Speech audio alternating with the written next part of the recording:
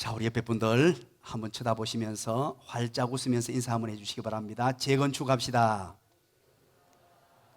재미있게 삽시다. 건강하게 삽시다. 축복하면서 합시다.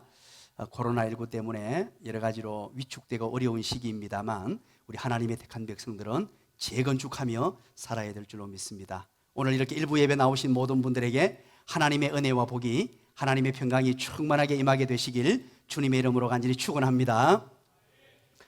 코로나19 장기화로 인해서 이 사람들이 우울감과 불안함을 느끼는 이른바 코로나 블루를 호소하고 있습니다. 코로나 블루란 바로 코로나 우울증을 말하는 것입니다. 코로나 바이러스 감염증 19의 코로나와 우울하다라는 뜻의 블루의 합성으로서 이제 새롭게 만들어진 단어가 바로 코로나 블루입니다. 코로나19 감염 가능성에 대한 불안과 공포에서 비롯된 심리적 영향이 자가격리 그리고 경제적 불안 등의 이유로 증폭되면서 불안장애까지로 발달되는 경우를 말하는 것입니다. 성균관대학교 이동훈 교수라는 분이 논문을 한 편 내었는데요, 코로나 바이러스 감염에 대한 일반 대중의 두려움과 심리, 사회적 경험이 우울, 불안에 미치는 영향이라는 논문을 한 편 내었습니다. 이 논문을 통해서 이 코로나19 사태가 개인의 정신 건강에 엄청난 부정적인 요인이 된다라는 것을 밝혔습니다. 물론 이 논문이 아니더라도 우리 모두가 지금 경험하고 있는 사실이죠. 이 교수님은 18세 이상 600여 명을 표본으로 그렇게 조사를 했습니다. 응답자의 48.8%가 지금 불안함을 호소하고 있었고요, 29.7%가 우울감을 호소하고 있었습니다. 대략 한 80% 가까이 되는 사람들이 우울하고 불안하고 두려움에 지금 살고 있다라고 대답을 하게 된 것입니다. 코로나 블루를 겪으면서 상담에 대한 필요성도 상당히 늘어났다고 합니다. 응답자의 72.8%가 심리 상담이 필요하다고 대답을 했다고 합니다.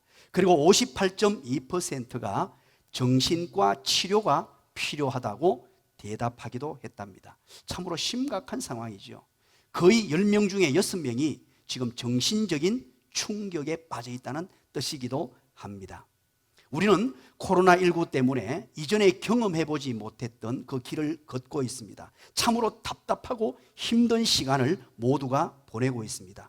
정신과 진료가 급증할 정도로 어려운 시대를 우리는 함께 살고 있습니다. 대부분의 사람들은 코로나19 때문에 지칠 대로 지쳐있고 또 힘겨운 나날들을 보내고 우울감에 빠져서 불안에 떨며 살고 있습니다. 이럴 때 하나님의 택한 백성들은 정신을 차리지 않으면 이 위기 속에 매몰되고 자칫 잘못하면 염려, 근심, 걱정, 무기력, 나태에 빠져서 신앙을 잃어버리고 신앙의 나태에 빠지는 것 정도가 아니고 하나님과 관계가 멀어지는 엄청난 구렁 속으로 빠지게 된다는 것입니다. 바로 이때 우리에게 필요한 것은 좀 더 분명하게, 확실하게, 명확한 신앙을 다시 한 번 더 점검하고 가질 때라고 생각이 됩니다. 바로 이때 우리는 좀 더 하나님을 사랑하고 좀 더 하나님에 대한 명확한 신앙, 분명한 신앙, 확실한 신앙을 가지고 힘 있는 하나님의 사람들로, 환경은 어렵습니다만 하나님을 바라보며 하나님을 의지하며 그리스도인다운 삶을 회복할 때가 바로 지금이 아닐까 생각해 보게 됩니다. 그래서 우리는 오늘 역대하 성경을 함께 펼쳐 놓았습니다. 역대하 성경은 열왕기 상하와 역대 상하는 내용이 거의 비슷합니다. 왕들을 다루고 있습니다. 그러나 역대기와 열왕기는 완전히 다릅니다. 열왕기는 시간 순서대로 그렇게 창세기부터 해서 이스라엘의 왕들이 쭉 기록되면서 열왕기하 마지막에 와서 나라가 망하는 것으로 되어 있죠. 그러면 이스라엘 역사가 끝났기 때문에 종료되어야 되는데 그 이후에 역대기서가 기록됩니다.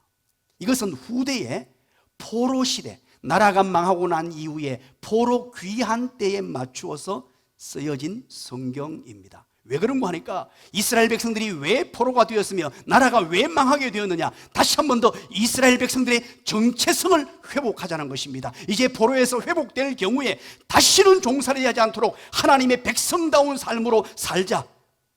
그래서 분명하게, 확실하게, 명확한 하나님의 사람들로 살아가자, 이런 의도에서 에스라라는 학사 겸 제사장이 이 역대기를 기록하게 됩니다. 에스라는 어떤 사람이었습니까? 포로 시대에 그 땅에서, 페르시아에서 태어난 사람이에요.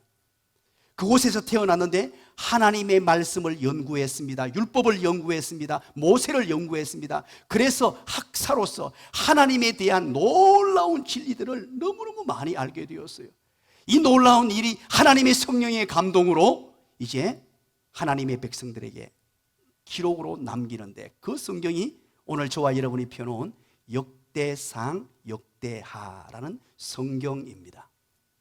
그래서 성경 중심으로, 하나님 중심으로 기록되어 있습니다. 하나님의 백성들이 포로기로 돌아와서 어떻게 살아야 할 것인가, 왜 그들이 나라가 망했으며 어려움을 직면했고 힘든 여정을 보냈는지 속속들이 왕들의 장점을 중심으로 해서 우리에게 모델로 제시합니다. 이렇게 살아야 한다는 것이죠. 그래서 이 에스라 선지자가, 에스라 제사장이 창세기부터 하나님의 백성들의 역사를 다 기록하고 싶었어요.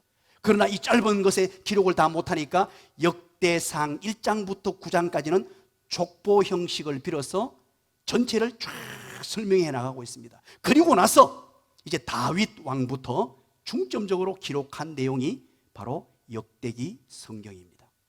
그 중에 오늘 하나님의 성령의 감동으로 한 표본이 되고 모델이 되는 한 사람을 우리에게 보여주고 있습니다.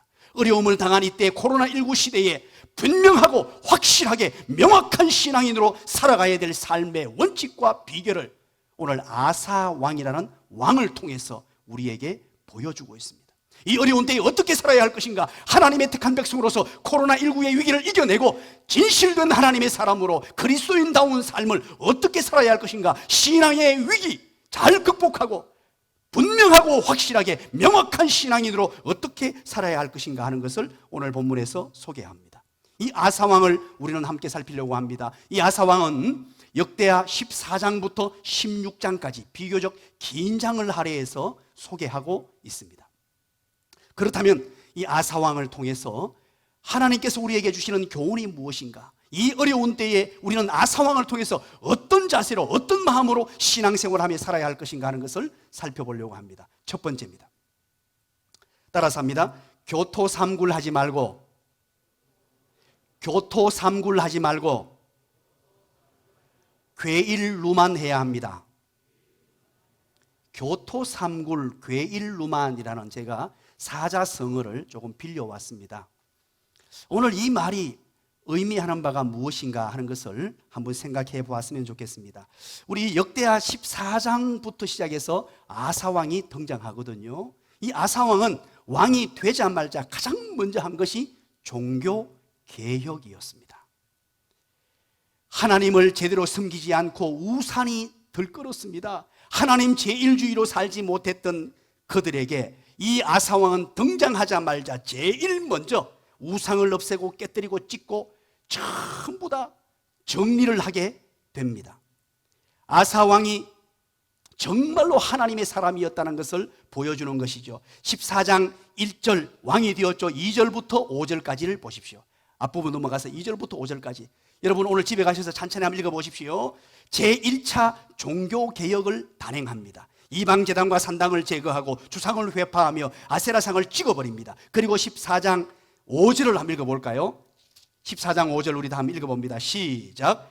또 유다 모든 성읍에서 산당과 태양상을 없애매 나라가 그 앞에서 평안함을 누리니라. 아멘. 유다 왕 모든 성읍에 산당과 태양상을 없애며 우상을 완전히 타파했다는 뜻입니다.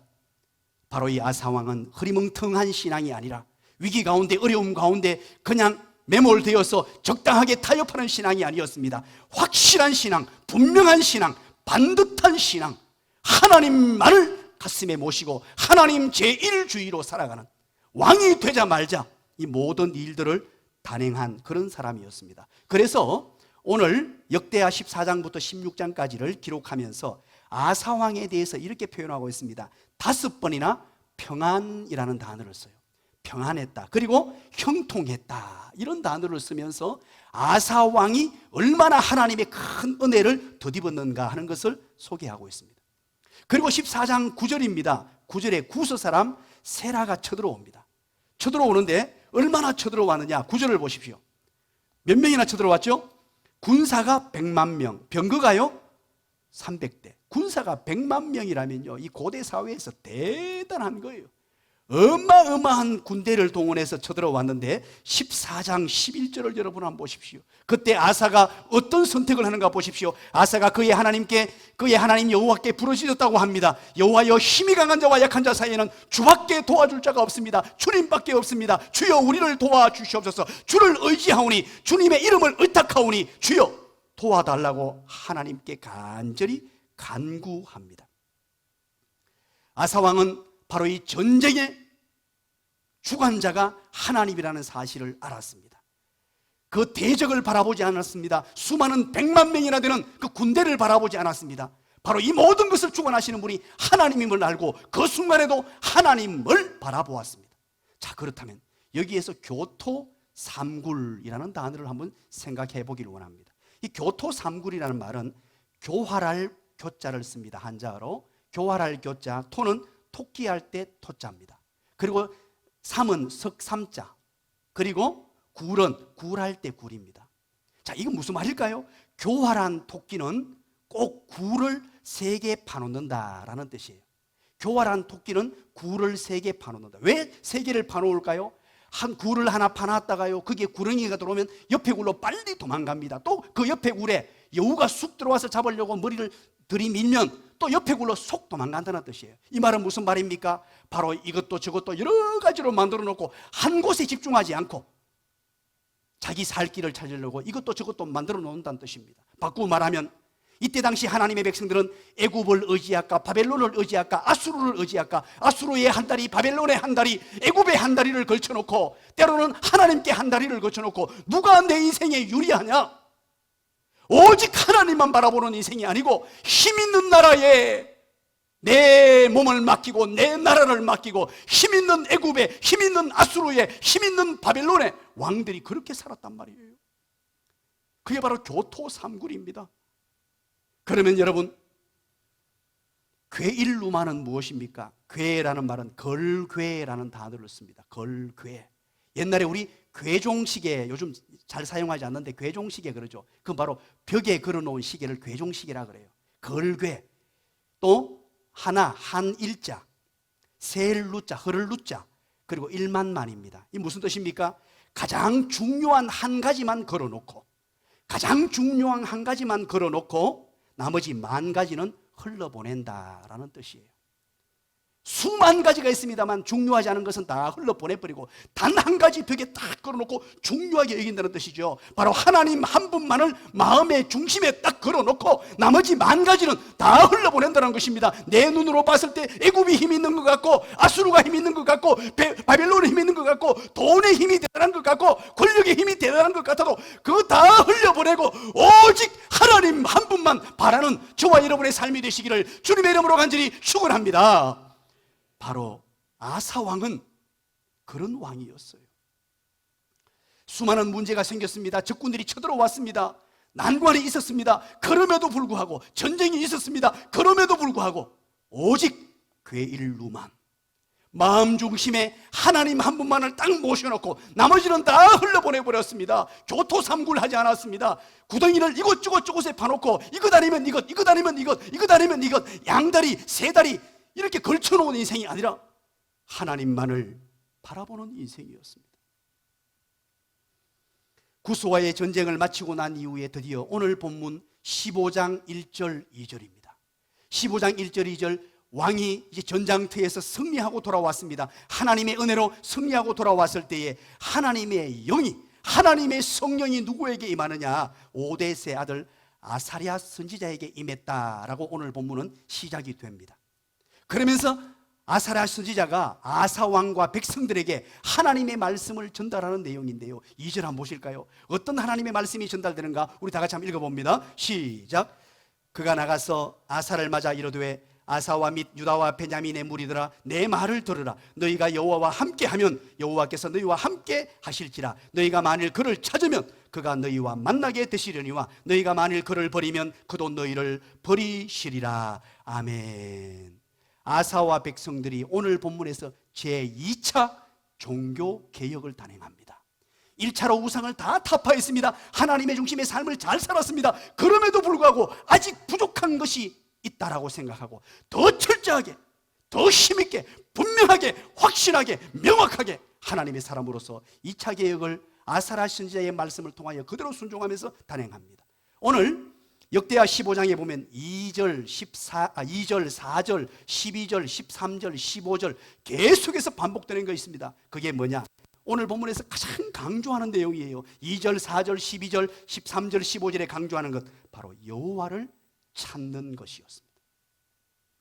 여호와 하나님만을 찾는 것이었습니다. 교토삼굴하지 아니하고 괴일루만으로 1만 가지는 다 흘려보내버리고 오직 여호와 하나님만을 찾는 신앙.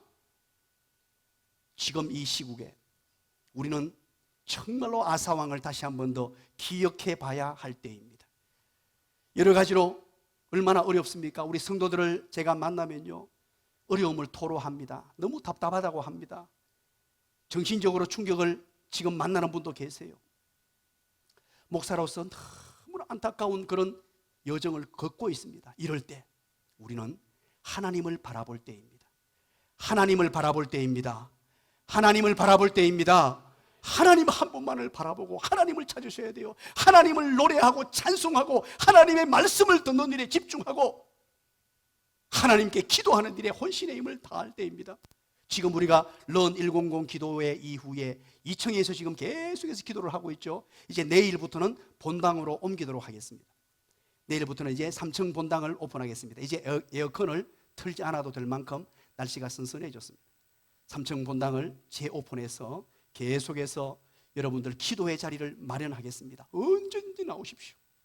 언제든지 하나님을 찾으십시오. 언제든지 하나님을 노래하십시오. 다른 곳에 기웃하지 말고 하나님 한 분을 바라보실 때입니다. 하나님의 말씀을 들을 때입니다. 하나님을 찬송할 때입니다. 하나님께 기도할 때입니다.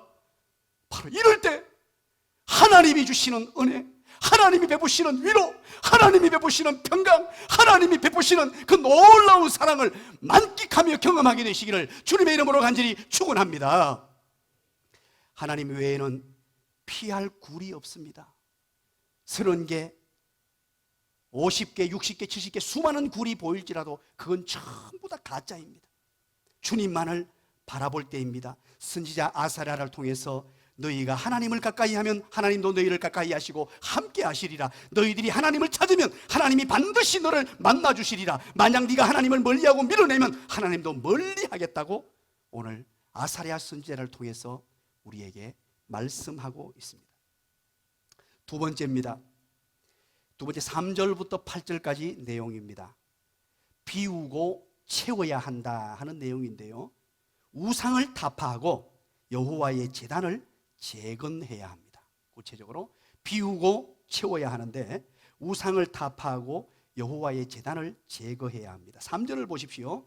3절을 보니까 아사랴 선지자의 말이 계속됩니다. 계속 아사랴 선지자가 아사 왕과 백성들에게 얘기하는 내용인데요, 오랫동안 이스라엘은요 참 하나님이 없었습니다. 하나님이란 존재를 그냥 잊고 살았다는 말이죠. 그래서 율법도 없었고 율법을 가르쳐주는 그 제사장도 사라지고 없었습니다. 다만 어려운 일이 있으면 하나님을 찾았어요. 백성들이 4절 보십시오. 4절 어려운 일이 생길 때 하나님을 찾았어요. 그런데 그렇게만 하나님을 찾아도 하나님은 만나 주셨다고 기록합니다. 그리고 5절 보십시오. 세상이 하도 어지러워서 그 나라 백성은 어느 한 사람도 편할 날이 없이 그렇게 어려움 중에 살았습니다. 왜 어려움 중에 살았을까요? 하나님을 떠났기 때문이죠. 6절 보십시오. 그래서 이 민족 저 민족에게 온갖 고난을 다 당했다는 것입니다. 이 민족 저 민족에게 고난을 당하고 괴롭힘을 당했다는 것입니다. 7절에 그러나 여러분이 하는 일, 그렇게 말합니다. 그 무슨 일입니까? 바로 아사 왕처럼 하나님만을 찾고 우상을 타파할 때 상급이 내려질 때, 상급이 내려진다는 것입니다. 그러므로 용기를 내십시오. 용기를 여러분 내십시오. 그리고 지금처럼 아사왕과 함께 하나님을 찾고 우상을 타파하고 하나님 제일주의로 사십시오. 그렇게 말했단 말이죠. 그때 8절입니다. 8절에 아사왕이 대답합니다. 우리 8절을 다 같이 한번 읽어볼까요? 시작. 아사가 이 말 곧 선지자 오뎃의 예언을 듣고 마음을 강하게 하여 가증한 물건을 유다와 베냐민 온 땅에서 없애고 또 에브라임 산지에서 빼앗은 성읍에서도 없애고 또 여호와의 낭실 앞에 있는 여호와의 제단을 재건하고. 아멘. 그렇습니다.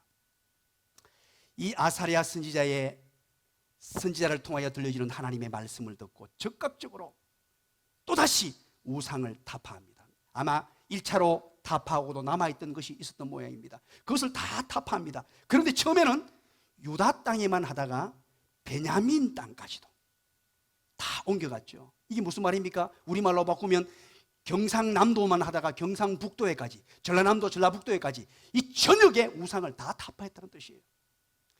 제2차 종교개혁을 통해서 하나님의 말씀을 듣고 하나님의 성령의 감동으로 전해지는 선지자의 말씀을 듣고 우상을 타파했다. 이게 바로 뭐냐? 비우는 것입니다. 우리가 신앙생활을 하기 위해서는 먼저 비워내는 것이 너무너무 중요합니다. 우리 속에 가득 차있는 세상의 욕망, 세상의 어떤 우상, 옛사람, 옛섭성, 옛철학, 이 모든 것을 다 비워내야 돼요. 다 비워내고, 비워내는 거 중요하죠. 그러나 거기에 채워야 합니다. 비워놓고 채우지 아니하면, 자칫 잘못하면 엉뚱한 것들이 들어와서 신앙에 더 어려움이 될 수도 있습니다. 무엇으로 비워야 합니까? 여호와의 제단을 재건해야 합니다. 오늘 본문에 등장하는 여호와의 제단이 무엇입니까? 제단은 바로 동물을 살육하여 제사를 드리다라는 말의 미즈바흐라는 단어에서 나온 단어입니다. 바로 여호와께 제사 드리는 번제단을 가리킵니다. 예배로 채우셔야 합니다. 하나님 사랑하시는 자는 하나님 앞에 나와서 예배하는 삶으로 내 우상 타파하고 우상을 척결하고 다 비웠다면 하나님 예배하는 자로 내 마음을 가득히 채우고 하나님을 내 마음속에 모셔야 한다는 것입니다. 재건하다라는 말은 새 것이 되다, 새롭게 하다는 뜻입니다. 이것은 바로 손상된 부분을 완전히 재건하다는 의미이지만 이 하다쉬라는 단어가 어원인데요, 색깔이 퇴색되고 녹이 선 부분을 본래 색깔대로 복원한다는 뜻입니다. 이 말은 우리가 본래 하나님을 예배하고 하나님을 찬송하며 하나님을 경배하도록 만들어 두었는데 죄악이 들어와서 하나님을 예배하지 못하고 하나님을 찬송하지 못하고 하나님 제일주의로 살지 못하는 인생이 되었는데, 다시 한 번 더 하나님을 내 마음에 모시고 예배 중심의 삶, 하나님 중심의 삶을 살아가야 한다는 것입니다. 이것이 바로 분명하게, 확실하게, 명확한 신앙인으로 살아가는 하나님의 사람의 모습입니다. 그러면서 보십시오. 기가 막힌 일은 우리가 16절에 보시면요, 참 재미있는 얘기가 한 가지 등장합니다. 이렇게 종교개혁을 하고 우상을 타파하는데 아사왕의 어머니 마가가 등장합니다. 마가는 이 아들이 이렇게 열심히 신앙생활하고 하나님 사랑하는데 이 어머니가 아세라 상을 만들어 가지고 우상을 숭배합니다. 어머니가. 그렇더니만 어떻게 했습니까? 태후의 자리를 폐해버립니다. 자기 어머니지만 정말로 분명하고 확실한 명확한 신학이죠. 우상 숭배는 아무리 어머니라도 안 된다는 것입니다. 폐해버렸습니다. 그리고 16절을 보십시오. 우상을 찍고 빠라는 단어를 씁니다. 지금까지는 우상을 제기할 때 없앴다, 깨뜨렸다, 찍었다, 불살랐다 이렇게 표현하는데 여기 특별하게 16절에 빠다는 것입니다. 이게 무슨 말입니까? 아주 갈아가지고 완전히 갈아서 없앴다는 뜻이에요. 좀 이렇게 아주 강조되는 단어입니다. 일반적인 표현보다 많이 강조되는. 이 말은 철저하게 우상을 타파하고 여호와 하나님 앞에 제사를 드리며 번제단을 올려드리고 예배 중심의 삶을 살았다라는 것을 우리에게 보여주고 있습니다. 마지막 한 가지입니다. 세 번째. 그렇다면 마지막으로 이렇게 살았던 아사에게 하나님께서 어떻게 해 주셨느냐 하는 것입니다. 따라서 합니다. 범사에 복을 주셨다. 범사의 복을 허락해 주셨습니다. 9절 보십시오. 9절에 보면 이렇게 하고 난 뒤에 남유다뿐만 아니고 북이스라엘 므낫세와 시므온 사람들을 전부 불러 모았습니다. 지금 아사 왕은 남유다 왕이거든요. 그런데 북이스라엘 사람들까지 불러 모았는데 10절에 보니까 예루살렘으로 그들이 모여왔습니다. 그때가 아사 왕 15년 3월이었다고 기록합니다. 그리고 11절 보십시오. 므낫세와 시므온 사람들이 전리품으로 소 700마리와 양 7,000마리를 잡아와서 여호와 하나님께 제사 드리는데 동참을 했다는 거예요. 기가 막힌 일이 발생했습니다. 왜? 아사 왕이 하나님과 함께하는 것을 보았기 때문에. 신앙 회복하는 것을 보니까 영향을 받아가지고 북이스라엘 사람까지도 다 왔습니다. 그리고 12절 보십시오. 그들이 하나님만 찾겠다고 서약하고 있습니다. 그리고 13절 보십시오. 여호와 하나님을 찾지 않는 자는 어떻게 하겠다고요? 죽이겠다라고.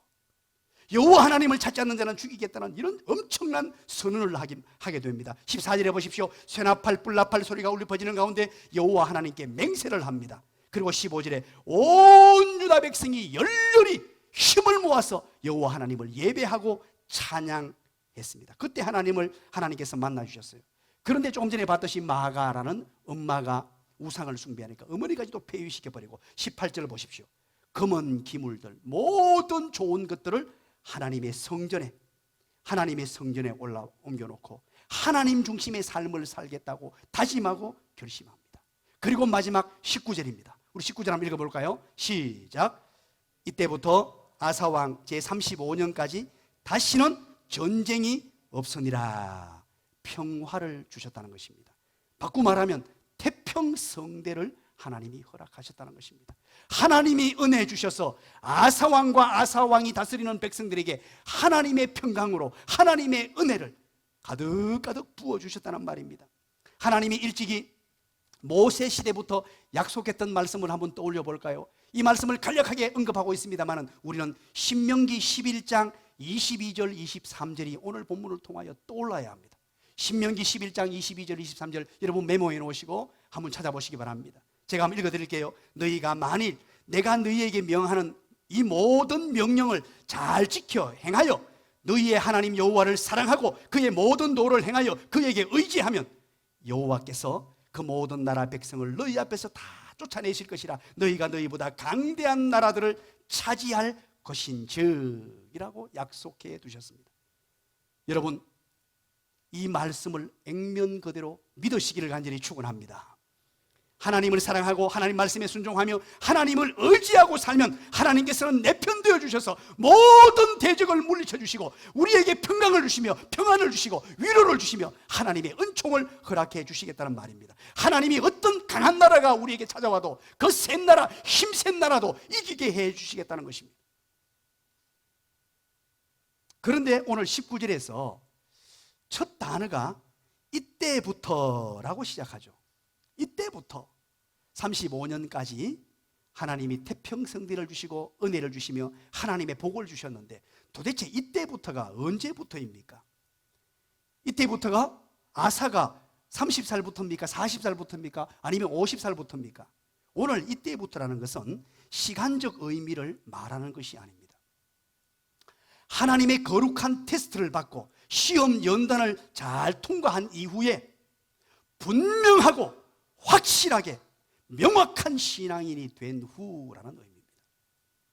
하나님의 사람으로 견고하게 세워져서 하나님 제1주의로 사는, 하나님을 내 마음에 모시고 하나님 한 분을 내 마음에 모시고 만 가지를 다 흘려보낸 그런 신앙을 갖출 때, 하나님만을 바라보는 신앙이 되었을 때, 이때부터 이제 세상에 기웃하지 않고 우상에 기웃하지 않고 힘 있는 사람에게, 능력 있는 사람에게, 똑똑한 사람에게 내 마음을 빼앗기지 않을 때, 오로지 하나님 한 분에게 내 모든 것을 맡기고 내 오직 한 분, 그분에게 내 마음이 중심이 섰을 때, 그때를 말합니다. 창세기 24장을 여러분 기억하십니까? 창세기 24장 1절에 아브라함이 나이가 많아 늙었고 여호와께서 그에게 범사의 복을 주셨더라. 범사의 복을 주셨더라 라고 말합니다. 이 복이라는 것은 영적인 복과 육적인 복을 함께 말하는 전인적인 복을 말합니다. 그에게 범사의 복을 주셨는데 창세기 24장에 와서 그렇게 되죠. 왜? 어떤 이유 때문에?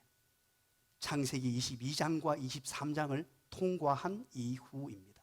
소위 말하는 모리아산 100세 때 이삭을 바친 사건입니다. 그때 하나님만을 바라보는 아브라함의 믿음이 증명되었습니다. 이때부터입니다. 아들도 주님 위해 있으라면 기꺼이 바칠 수 있는 믿음, 이 아들을 죽여도 하나님이 다시 살릴 줄 아는 믿음, 교토삼굴하는 것이 아니고 괴일루만 오직 하나님 한 분에게 집중하고 만 가지를 흘러보낼 자세, 신앙, 명확하고도 확실히 찬 신앙, 분명한 신앙을 갖출 때, 이때부터 하나님은 그에게 은혜를 베푸기 시작하더라는 것이죠. 말씀의 결론을 맺고자 합니다. 얼마 전 우리가 잘 아는 미국의 대통령이 이렇게 공개적으로 얘기했습니다. 지금은 전쟁 상황입니다. 나는 전시 대통령입니다 라고 공개적으로 발표한 적이 있습니다. 여러분, 지금 어쩌면 전 세계가 바이러스와 전쟁을 벌이고 있습니다. 이 틈을 이용해서 하나님의 백성들의 신앙을 제대로 하지 못하도록, 신앙생활 하지 못하도록 집중적으로 사단이 지금 공격을 해대고 있습니다. 어쩌면은요, 심각한 신앙의 위기 시대를 우리는 맞이하고 있습니다. 보이지 않는 대적입니다. 이게 이럴 때 어떻게 해야 되나요? 이때 바로 우리는 분명하고도 더 분명하게, 확실하게도 더 확실하게, 명확하게 더 명확하게 하나님 앞에 우리의 신앙을 다짐할 때입니다. 그것이 바로 교토삼굴하지 아니하고 괴일루만, 세상의 모든 것들 다 흘러보내버리고 오로지 하나님 한 분만을 붙들 때입니다. 그리고 우상을 타파하고 여호와의 제단을 재건하는 예배 중심의 삶을 회복하는 하나님 중심의 삶을 회복하면, 그럴 때 하나님께서는 우리에게 약속하신 이때부터 하나님의 은혜와 복이, 가장 좋은 은혜들, 영적인 복을 비롯하여 우리에게 주시고자 준비해 두신 은혜와 복들로 가득 넘치게 하실 줄 믿습니다. 기도하겠습니다. 하나님 아버지, 고맙습니다. 감사합니다. 오늘 하나님의 백성들이 나와서 이렇게 하나님의 말씀을 들으며 예배할 수 있도록 은총 베풀어 주시니 감사합니다. 이 위기 가운데, 코로나19 재확산의 위기 가운데서도 늘 승리하는 삶 살게 하시고, 무엇보다도 하나님 한 분에게 우리의 마음을 집중하게 하시고, 우상을 타파하고 예배를 재건하며 다시 제단을 쌓을 수 있는 하나님의 사람들이 되게 하시고, 무엇보다도 그리할 때 주어지는 하나님의 은혜와 복을 만끽하며 살아가는 하나님의 사람들로 세워지게 하여 주시옵소서. 예수님 이름으로 기도드리옵나이다. 아멘.